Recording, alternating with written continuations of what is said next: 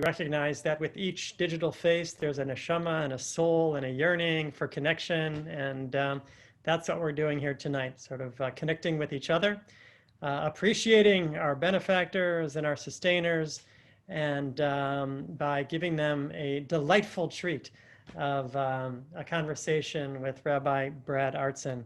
Let's start off with a few words from our president, Rhoda Goldberg. Thank you, Rabbi Teller. I'm Rhoda Goldberg, president of the Board of Trustees. And on behalf of the board, I'm going to thank you all for attending our Benefactor event this evening, and also thank Rabbi Artson for making time in his schedule to speak to us on the role of the synagogue community in strengthening the Jewish spirit. On the screen, I hope right now you're going to see a word cloud that Maya Teller has put together. There it is. Okay, this word cloud shows many of the comments and feelings of those who've attended the religious services and programs that Rabbi Teller, Cantor Levine, and Hazan in Residence Krohn have created for us. Zoom at noon, daily and Shabbat services, and family services fill our week and provide us with learning, inspiration, and comfort in very challenging times. At CBS, the word of the day is almost always Zoom. As benefactors and sustaining members of Congregation Bris Shalom, you are active participants in creating this synagogue that provides all of this for our members and for the larger Houston Jewish community. I want to express my gratitude to all of you for that support.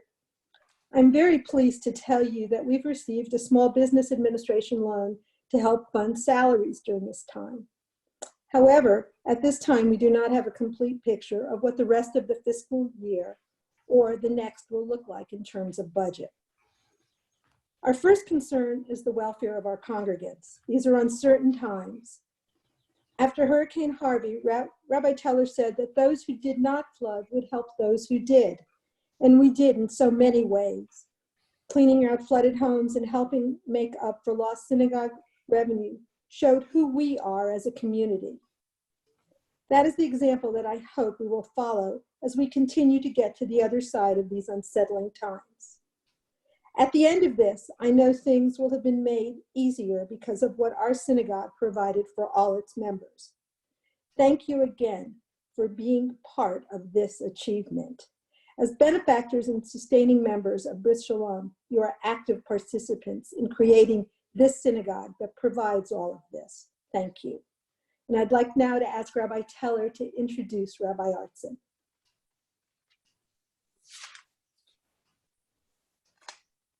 Thank you, Rhoda. That's so beautiful. And I want to echo Rhoda's words and just express my appreciation for all of you who are on this call.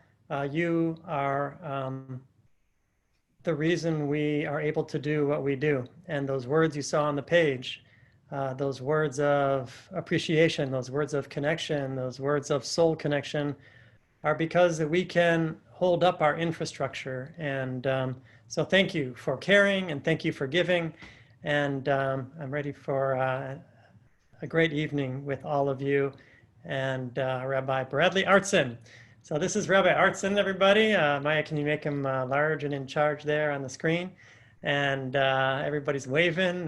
We're big fans of yours, yeah. And some of us have experienced your lectures and your classes in person. Some of us know you by reputation and your books. And so we're just so pleased and happy that you're with us. You're planning a trip around now. And unfortunately, due to the pandemic, you're stuck there in Los Angeles. I assume you're at home? I'm at home. This is my home study. All right, so tell us a little bit about, I'll let you introduce yourself really. Tell us a little bit about your work and your career and your job. Well, I'll give you a short but running start. I grew up an atheist in San Francisco, completely not observant. Went to college, and in college fell in love with God and Judaism. And that kind of shifted all of the trajectory of my life. Admittedly, it could have been something hormonal. I met God the same semester that I met Ilana. And here we are 36 years later. Ilana is still my wife. God is still my God. So it could have been biology at play. I don't know. But it changed my life in both ways for the good. Um, was planning to be a politician, came back to California after graduating, and I was a legislative aide to the Speaker of the State Assembly for a couple of years. Decided that wasn't the life I wanted to live. Judaism was a growing love. And Ilana said to me that if that's what you want to do, don't postpone rabbinical school till the end of your career. Do it now because you never know what life is going to bring. So I went to rabbinical school. At the time, there was only one full-term rabbinical school in the conservative movement, and that was in New York. So I went to New York, spent 5 years there, and then moved back to California, where I took a congregation in a suburb south of Los Angeles, a place called Mission Viejo. I was there for 10 years. Wonderful, wonderful community. People very much like the people I've met at your synagogue, just loving, kind, real people. Spent 10 years there, and then at some point knew that my family and I needed something different. And I moved up to Los Angeles. And after a year working at the Board of Rabbis, which is the interdenominational federation arm working with rabbis, was offered the position running the Ziegler School of Rabbinic Studies in LA. And I have been there now for 22 years. And the high water mark was ordaining your rabbi. Hasn't gotten better than that. How's that? Well, thank you very much. I appreciate that. Yeah, keep those compliments coming throughout the evening. A little more subtle. You're going to have to focus to hear them. So, I entered rabbinical school under Rabbi Danny Gordis, and there was a transition that happened, and he made Aliyah to Israel, and we didn't know what was going to happen next. It was really a moment filled with tension and uncertainty. And in walks Rabbi Artson. We knew two things about him. He had a lot of hair, and he was into Kabbalah. That's all we knew. And after just a few weeks, it became clear that this was going to be a different experience than we had experienced under Rabbi Gordis, and just a beautiful and wonderful experience that lasts a lifetime. And so thank you for all that you've done for me and all of your students. What was that transition like for you, becoming the dean of a rabbinical school? What's unique about that job? So I had never expected to be the dean of a school. I thought I was going to be a pulpit rabbi. I love Jewish congregations. I love that you're always at the center of people's lives. I love that people are there not for career advancement. They're there to live better lives. And the heart and soul of the Jewish people is in the synagogue. So I loved my work there, and I loved the mix that you get to work with people of all ages and every different possible life stage and challenge and opportunity. You're with people in the highest moments. You're there when they're breaking and sad and suffering, and I really love that. On the other hand, I felt and feel that if someone offers a rabbi the opportunity to train rabbis, there's only one answer to that invitation, and that answer is yes. So what I can tell you is different about it, is that as a pulpit rabbi, I felt that I needed to accentuate my love for everybody. And that was the front line of my work. And as someone who runs a rabbinical school, I can't do that. Like, I do love my students and I do love my faculty, but I have to be fair. And so there's a way in which you have to have policies, and you have to be able to emphasize the rules of the system. Because if you're a dean who's just always saying yes to people, you'll destroy those people and you'll destroy their congregants later on. So helping people to learn to live with limits has become part of my work. And then my congregation got a lot bigger because in some ways I'm the rabbi to many of my graduates and to many congregants around the country who read what I write or listen to my videos or invite me to speak in their shuls. And I try very hard to answer when people reach out to me. So I feel like in a way I get to have many of the benefits of being a pulpit rabbi, and I'll leave it there. Thank you. Yeah. And thank you for making time for us tonight. My Uh, pleasure. One of my favorite stories of the many stories about you and your career and life and work is that you actually interviewed for the job of chancellor at JTS at some point. How long have you been at the Ziegler School? I've been here for 22 years. 22 years, you mentioned that. 22 years. Wow. And then Amazing, given how youthful I look. it's true. Sorry, I didn't mention that. I'll help you here. The, right. So at some point, the job opened up at JTS, which was the school that you went to and attended, and is really probably seen as the pinnacle of a career. So tell us about that interview and your choice that you ended up making. Thank you. I'll tell you because I think it has some implications for what I want to say about the role of a synagogue in life and community. Right. So they announced that Dr. Ismar Shorsh was stepping down as chancellor, and I immediately got a stomach ache because I knew that people would turn to me and ask me to try out for that job. And I had some ambivalence, but I was prepared to try to be of service. So I did apply, and I flew to New York, and the interview went extraordinarily well. I'll share with you one funny moment that you, as another state that was a republic first, you'll appreciate this.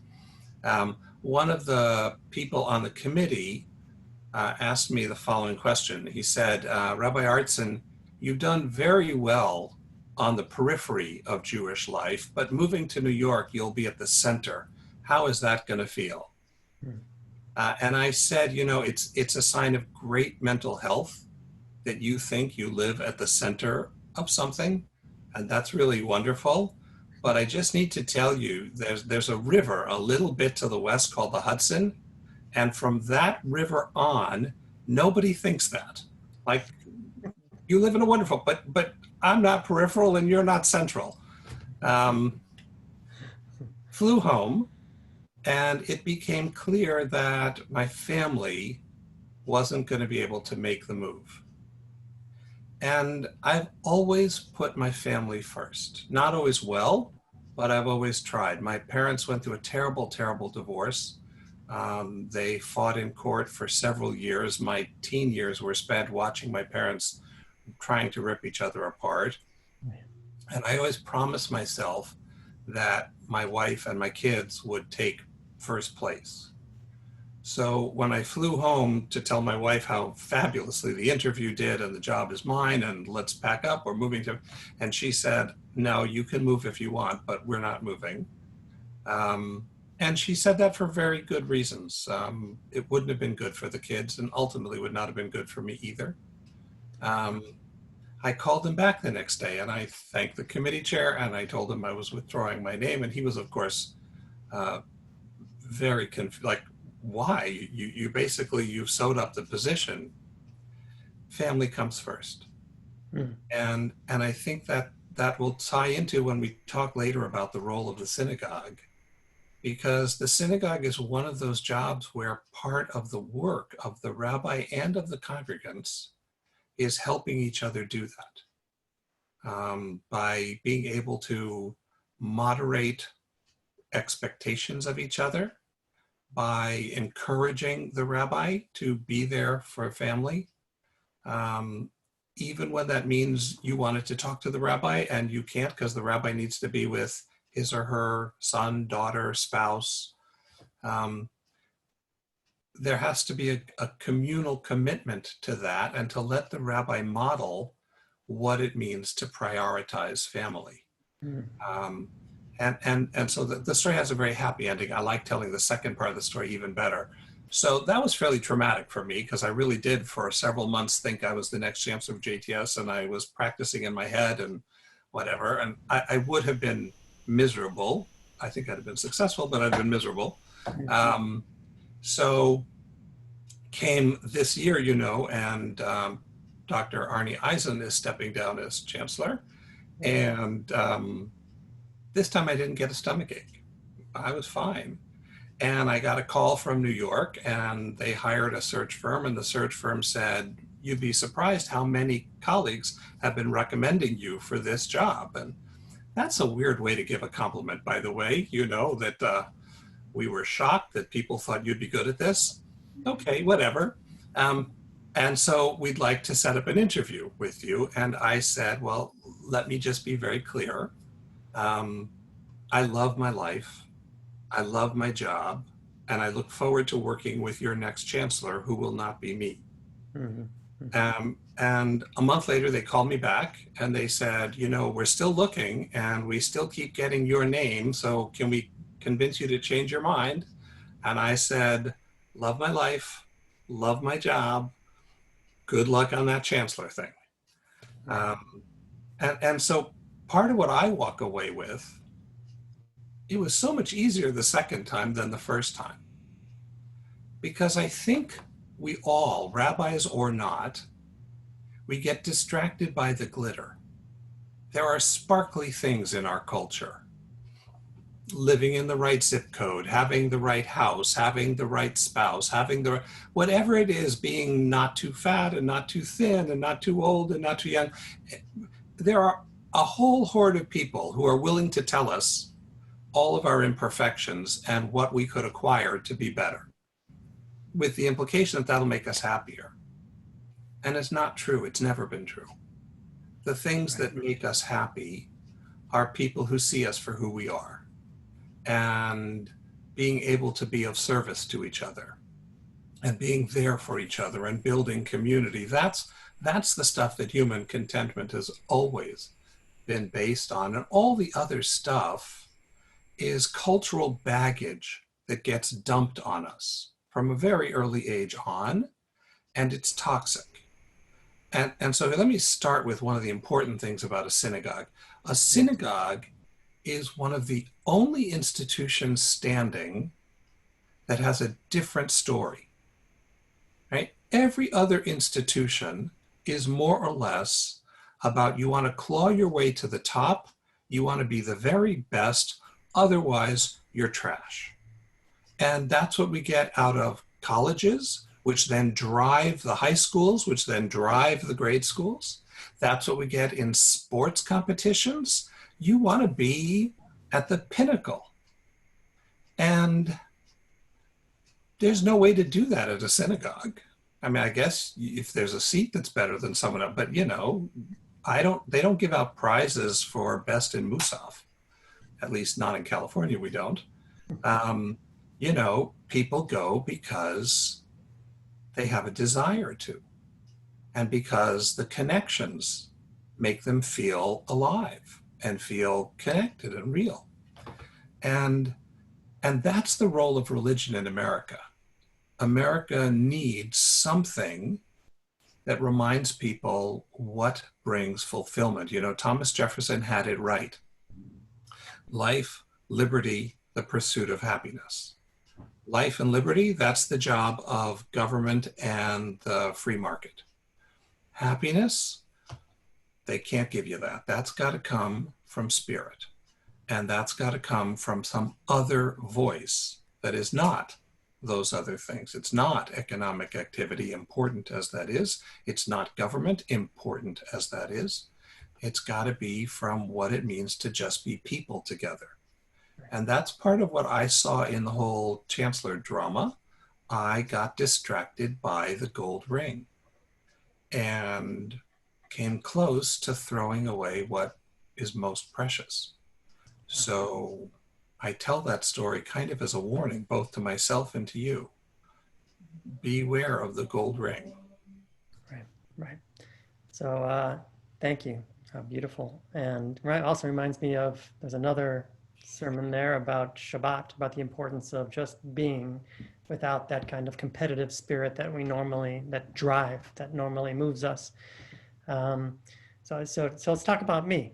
So every couple of years throughout my career, I've made an appointment with you and had the same conversation What I love about you as one of my mentors is that not only do I learn from your Torah that you teach, but also you, the way you live your life, which is really the way teachers have been teaching in the Jewish context for generations and generations.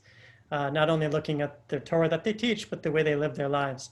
Maybe do you want to reveal that conversation that we've been having for 15 years and yeah, the guidance that you've given me and provided me. So, okay, so what I will tell everybody here. How much I trust you, by the way. Yeah, so I know that the risk here is really colossal. Is that from the first time I met then Radon Teller, not Rabbi Teller yet, I just knew he was an extraordinary soul. Sweet, caring, kind, genuine. Yeah, really remarkable person. I have a mental image of him. He wore this kind of hippie shirt, and he had closer to my kind of hair back in the day, if you can imagine. And he would bring his guitar and he would play out in the courtyard. And people would just flock to him because there was a sweetness and a goodness and a warmth that was then beautiful and still is. Thank you. And so the recurrent call I would get, is that every couple of years, Rabbi Teller would call and say, I think I need to leave. And he said that from the beginning, from the day he was ordained. I think I need to leave, wherever it was. I got to leave, I got to leave, I got to leave. And I would always say, okay, do you like the work? And he'd say, yes. And I'd say, do you like the people? And he'd say, yes. And I'd say, then why are you leaving? But it gets back to the gold ring, right? It gets back to the gold ring that we always assume there's something glitzier next. And I am pleased with the fact that for the last, 15, 16 years, I've been counseling you to stay put. And you're welcome, congregation. But he was able to hear it, which is, again, he just needed someone to say what he already knew in the depths of his soul, right? There's no place to go. There's no magic better. Life is life. But if you're with people who care for you genuinely, and if you're with a community that stands for good things, not just in theory, but in how they treat each other, then that's as good as it gets. There's no reason to leave that ever. And in rabbinical school, we're kind of taught the mainstream model of starting someplace small and then getting bigger and bigger and bigger. And then the biggest is kind of the goal. And so if I had that paradigm in my head of that golden ring, and I also have the paradigm of being on a journey, right? I talk a lot about in the synagogue of being on a journey, and that's being a journey person is something that's important to me. And what I realized is that we can be on this journey together. And me and the synagogue can be on this journey together. Yeah, and Rabbi Teller, I would add that I like the metaphor of the journey, except there's a dark side to it too. Because someone who's always journeying never sets roots. One of my favorite stories in the Talmud, can I tell you guys a Talmud story? So this is Alexander the Great is wandering through the ancient Near East, conquering one country after another, and he gets to Israel, and he meets with sages in the Negev, in the southern part of Israel, and they have a conversation, and he keeps trying to interest them in how powerful he is, and how rich he is, and how whatever, and they, being a group of rabbis, keep saying, we don't do that stuff. Like, you're all about being a named king, and we're just the rabbis. We don't worry about our individual name. We worry about our group. And he finally so exasperated with them, he says, I'm going to leave. And he tells them he's going to go to Africa. So he says to them, tell me, how do I get to Africa? And because they're Jewish, They don't answer his question. They worry you're going to get hurt, you're going to stub your toe, you're going to not have enough to eat, don't do it, blah, blah, blah. And he says, look, I'm a king. I wasn't asking your permission. I was asking you how. So they tell him to tie a rope so that he can find his way back. And he finds himself in deep Africa, where he comes across a tribe of all women. And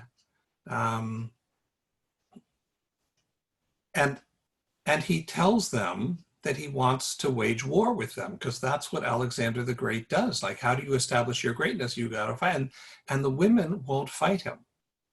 Those of you who know the story Ferdinand the Bull, this is the Talmud's version of Ferdinand the Bull, right? So he says, why won't you fight me? And they say, well, it'll only make you look bad. Either we'll whoop you, in which case you're the king who got whooped by a bunch of women, or you'll whoop us, in which case you're the king that beat up a bunch of women. It's still no way is it going to look good for you. So then he says to them, okay, well, the only other thing I can think to do with a woman is bring me some food. And so the women bring him a table of gold with 3 golden loaves of bread. And they sit it down before him, and he says, are you guys out of your mind? I can't eat gold.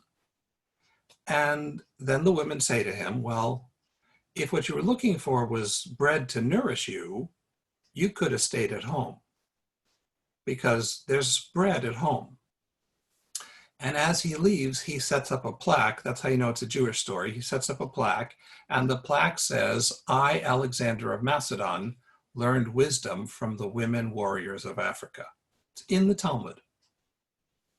Because the lesson of the story is, chances are good that what you're looking for is in your home.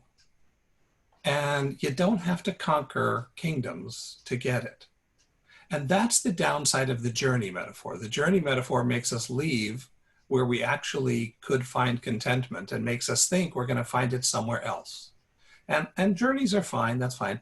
But I think the metaphor is the journey of the soul. Right? You don't have to take your body somewhere, because your soul is hurling through time, encountering other people, and finding deeper levels of connection and meaning with them. That's the journey. It's not about geography. Thank you. Thank you. Tell us a little bit about, so when you train rabbis, you're training rabbis that end up in all different kinds of places in the Jewish world. Yeah. But given your experience in the pulpit and in synagogues, you mentioned that there was a special place for you in the synagogue world. Could you describe what the synagogue means for you, its primacy in the Jewish constellation? Sure. And yeah. So I want to point out 2 things for you to notice. One, notice that whenever an anti-Semite wants to attack Jews, they attack a synagogue. So pay attention to our enemies. Our enemies know what matters, right? So they're doing that because they know that's our home base. They know that's at our heart, right? The other thing I want you to notice is how many people are talking about missing synagogue. Right? What I hear from rabbis all around the country, frankly, all around the world, is that they are astonished at how many people are signing up for their Zoom, right? So people who wouldn't be going to shul regularly are signing up for classes, services, whatever, because once we can't sit in a room and be Jewish together, we realize how much we need that, how much we're hungry for it, right? So that, I think, is the lesson of this pandemic, is that we really need each other. And what we need is a place where we can just be ourselves, and that's what the synagogue continues to offer for most Jews, better than any other institution. Now, in fairness, Rabbi, we live in an age in which synagogues don't have quite the primacy they did 40 years ago. There are other viable ways of being Jewish also. But I don't believe those will replace the synagogue. I think those enhance and complement the synagogue. So there are lots of other institutions, and they create a tapestry of identity and purpose and meaning and culture that grounds us and keeps us connected. But, you know, for me, the weekly rhythm is all about Shabbat. And I'm not even just talking on a religious level. You know, when it's Saturday morning, my son and I, my son Jacob is 27. Some of you may know that Jacob wrestles with autism. He's still living with us at home. He's great. So he and I walk to shul every Shabbat. And I joke with Jacob that he's a Shulchan Aruch Jew. Shulchan Aruch is a 16th century legal code, because it says that you should run to the synagogue, run to a place of Torah. And Jacob does that every single week, which is really bad on my knees. And I've tried to explain the idea of a metaphor to him, but he's busy running because he so wants to be there, because that's the place, he says, where he feels normal. He says everywhere else he goes, he's made to feel less than. But at shul, the singing of the prayers pulls his brain into a unity, and he feels not divided. And it's really, I do love my shul. People come up and hug him, and greet him throughout the service. And if he gets lost, people tell me where he is. And they don't look when he takes all the cookies. And so he feels whole there, but so do I. I know that for me, I take all the pressures of the week, pressures of being an administrator, worrying about the world, being a dad, all of that, and I turn it over to God every Saturday. You know, and those familiar rhythms and those familiar, beautiful ancient words, like by the end of the service, I feel this Shabbat click, like I'm okay, I can do this. And there's nothing like that. So, you know, and what I'm struck by, because I travel to synagogues all around North America, is that I would want to be a member of any one of them. Like, they're all great, you know, because they're all made up of us. And we each think our synagogue is the best and is wonderful. And there's a lot of evidence for each of them that that's true. But what I can tell you is every time I fly back from wherever it is I'm going, I fly back thinking, okay, if I lived in that community, that could be my shul. That could be my home. Beautiful. Good. You're speaking to a group of donors and sustainers who are bought in to the idea that synagogue is meaningful and relevant and helpful. And so tell us a little bit about our job in making a healthy, strong, vibrant community. What are some of the essential characteristics of a healthy synagogue community? Okay. Well, I guess I want to lay out a structure, and then I want to talk about what I think your role as leaders and donors and supporters can be. Many synagogues, because they're desperate to build their membership or get younger people or whatever, disregard the desires of their core in pursuit of some elusive, if only we did this, then we would get those people.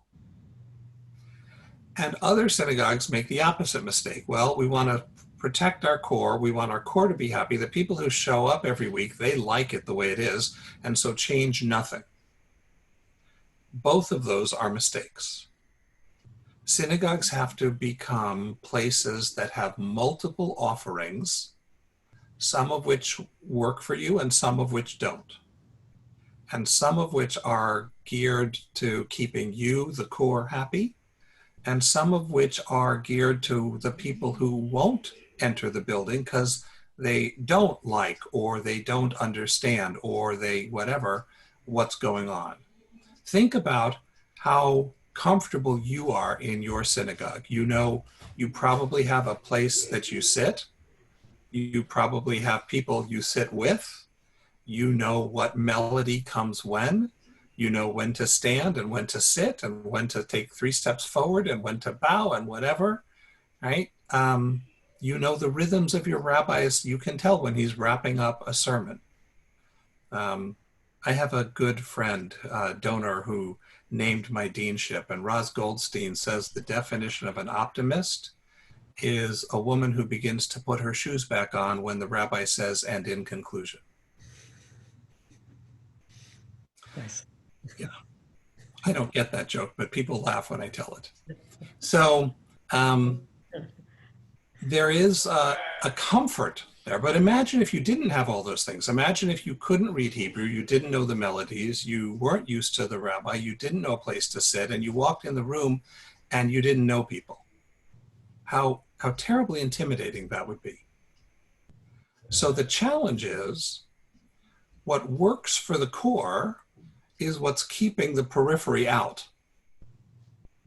And that means you have to give opportunities for each group to find satisfaction, right? You don't want to lose the core. You guys are precious. You're the heart of the community. But there are a whole lot of people out there who want to be part of that closeness, but their needs are different than yours. So how do we make room for them without displacing you? So let me tell you a story. I go to this community called ICAR, which prides itself on being an emergent community. It's very hip, it's very cool. It's not affiliated with anything or anyone. The rabbi, who's the senior rabbi, Sharon Brous, is amazing, totally phenomenal. The cantor Hillel Tigay is a creative, remarkable soul. Never let him speak in a microphone without someone close by to yank it away, because you never know what he's going to say. But when he's singing, the heavens open up. And it's very successful in getting young people and getting unaffiliated people. So Rabbi Brous had this brilliant idea one Friday night. She announced that we were doing something called a Jerusalem Shabbat. And Jerusalem Shabbat meant we were in the solarium, so there were big windows, and she had taken all the chairs out of the room. So we were packed in like sardines. There was no place to sit down, and the music was relentless, loud, boom, boom, boom. And there were, by the end of the evening, about 200, 250 people, most of them in their 20s and early 30s, who just jumped for an hour and a half. So picture a combination schwitz, workout, nowhere to sit. And then she made her first mistake of the evening. At the end of the evening, she came over to me and said, "What do you think?" And I said, "Sharon, I have 2 things to tell you." Well, 3 things. First is, I have been to Jerusalem. They have chairs. Second of all, I hated it. It's hot and sweaty, and I just wanted to sit down and have my familiar melodies. I hated it.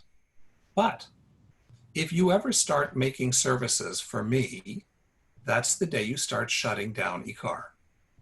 So here's what I'm going to do. Next time you have Jerusalem Shabbat, I'll come back, because what I love is watching 200 young people love being Jewish. So I don't have to love your service. I can love the people who love your service, and that's what will feed my soul. So I want to tell that to you as donors and as backbone of the congregation. You have to fund things that you're willing to not show up for. If they see too many people our age, they won't come back. So we have the checkbooks, and they have the cute punim. And so we need a partnership where we fund their Jewish. And then we derive satisfaction, not because we like the service. We probably shouldn't even be in the room, right? We derive satisfaction because they walk out thinking that they invented being Jewish, and they own it, and then they will transmit it. So that's a kind of, again, notice how different that is than what we hear from other contemporary institutions. I don't want you to be a customer. This isn't about providing consumer satisfaction to you. I want you to be a Jew. And I want you to think, what is it the Jewish people need that I can help with? That's a very different question, right? And some of what that's going to be is providing the space and the personnel to make something wonderful that you don't participate in, right? But that's really important, because we can make our synagogues closed clubs that just please us insiders. And then our numbers will gradually age and dwindle. And then the last one of you will have to turn out the lights. But I imagine you don't want to be part of that kind of a community, really. Which means you have to empower the rabbi and the committees and the leadership to create things that you can't stand. They mess up the melodies, they switch the way people sit, they do stuff that you just doesn't remind you at all of the Yiddishkeit you love, and you have to say, yep, I'll pay for that. I'll make that happen. Now, the synagogue also has to meet your needs, right? You're also Jews, and you also deserve to have your spiritual needs met too. But there's going to have to be a tzimtzum, a kind of shrinking to make room for other people with different needs so that we can all find a place. Because here's what happens over time. Those young'uns, life will soften them down too eventually. And as they get used to loving your rabbi and feeling comfortable in your sanctuary with whatever crazy stuff they're doing, at some point they'll venture into the regular service too. And when it's not so scary, and when they've cultivated their own Jewish neshama, their soul, then they'll start to enjoy that too. It's not all or nothing. In the same way that if you participate in some of their wacky things, after the first one or two times of saying this is terrible, you may also find yourself tapping your feet and swinging a little and smiling. So I guess I want to encourage all of us to be more patient with each other and more willing to be experimental and willing to fall down. Many of you have heard of the great Rabbi Harold Schulweis, Alav Shalom. He was a towering giant of a man, remarkable.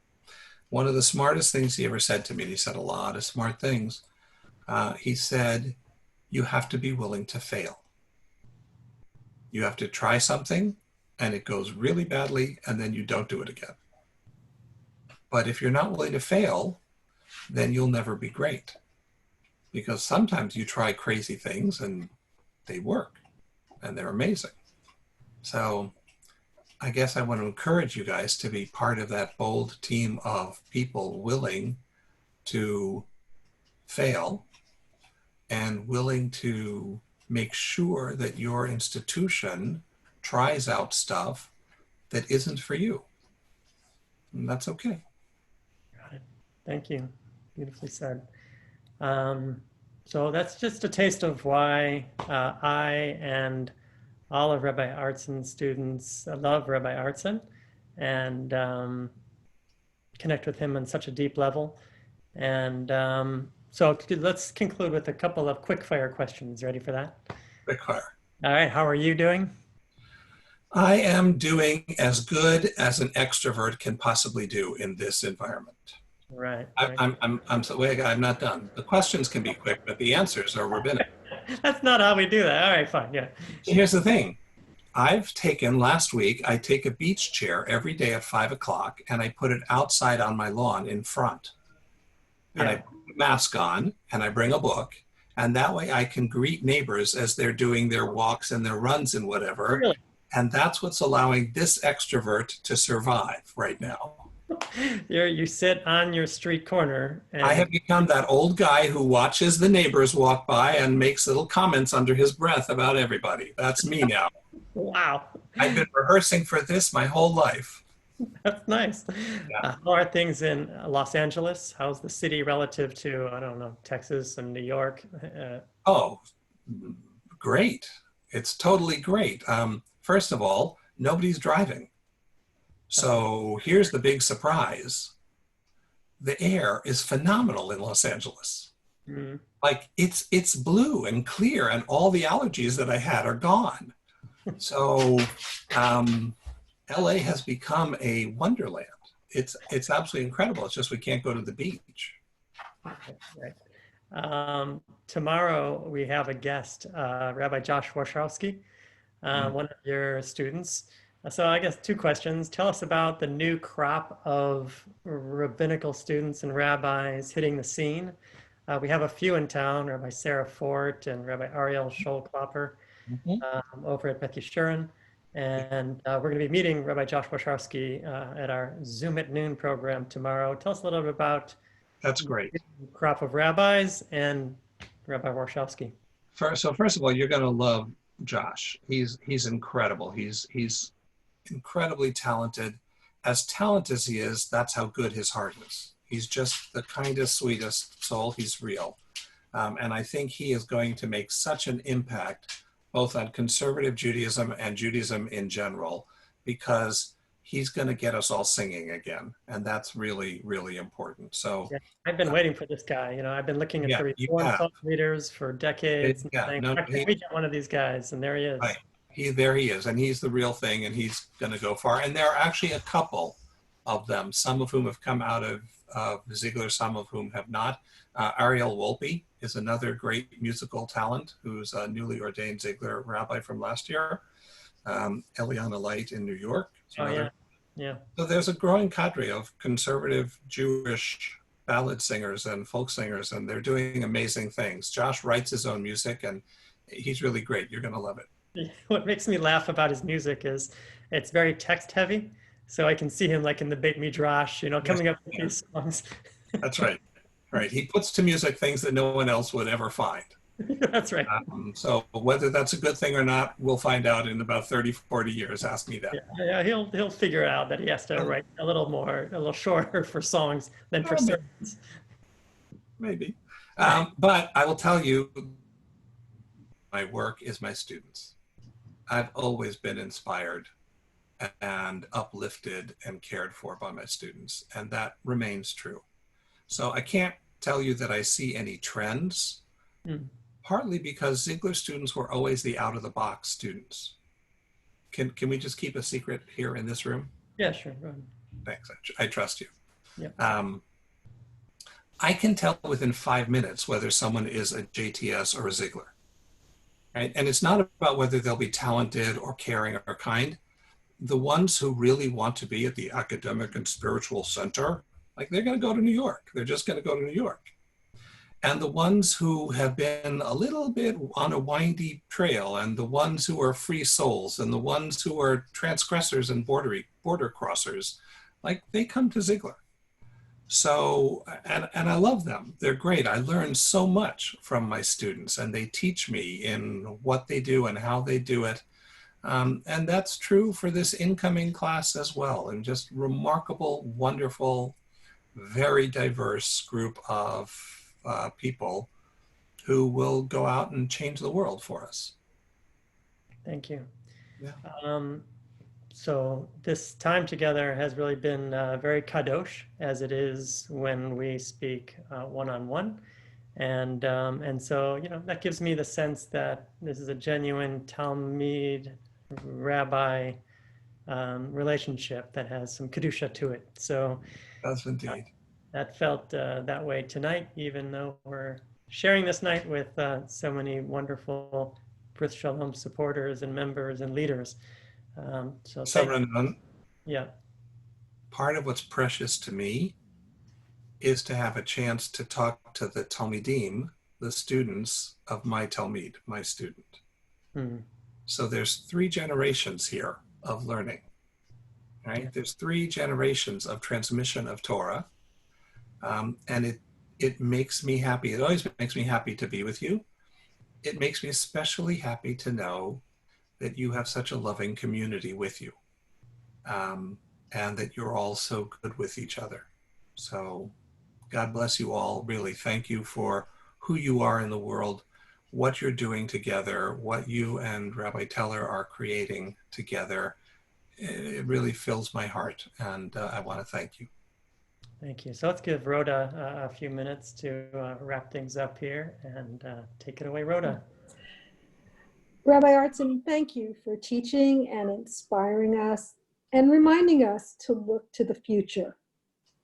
And my thanks to you, our benefactors and our sustaining members, who make it possible for us to have our creative and excellent clergy, our fine office staff, and our very special Brit Shalom. Please, everyone, stay safe. And I must say, I just look so forward to the time that we can all be together in our sanctuary. And I just look forward to that day. Have a nice rest of the week and look forward to us being together for Shabbat services. Thank you, Rabbi Teller. Thank you, Rabbi Artson. You're welcome. Rhoda, Thank you, maybe everybody. we'll unmute everybody and let us all sort of exchange greetings in a beautiful cacophony of Brit Shalom greetings.